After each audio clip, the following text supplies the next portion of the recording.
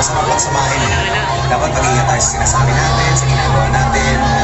Iwasan natin na magkamali para hindi tayo magsisi sa ulit.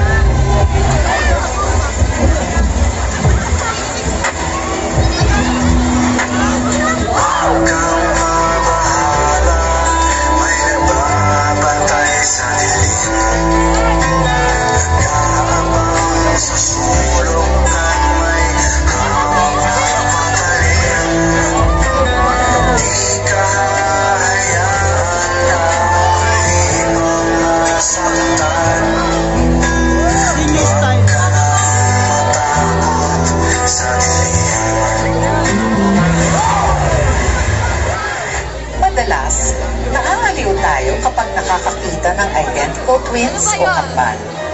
Bukod sa pareho ang kanilang mga mukha, mayroon silang kakaibang ugnayan na mahirap putulin dahil naroon na ito simula noong sila ay nasa sinapupunan pa lamang hanggang sa sila ay mailuwal at magkaisip.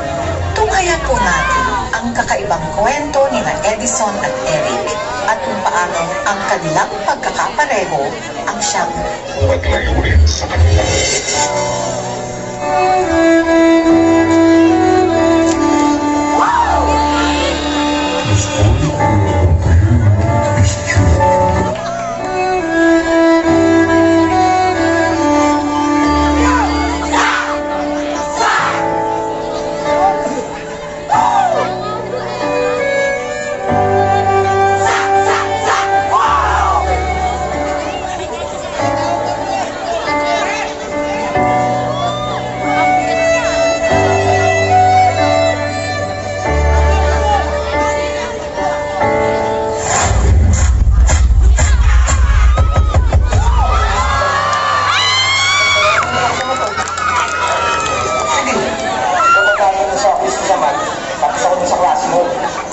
Magsisimula na yun eh. Sige na.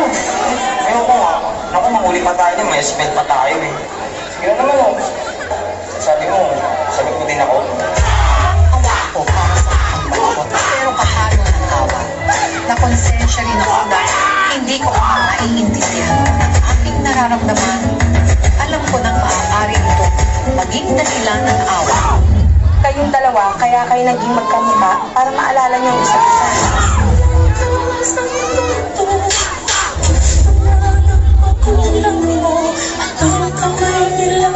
Ang iyong ilaw.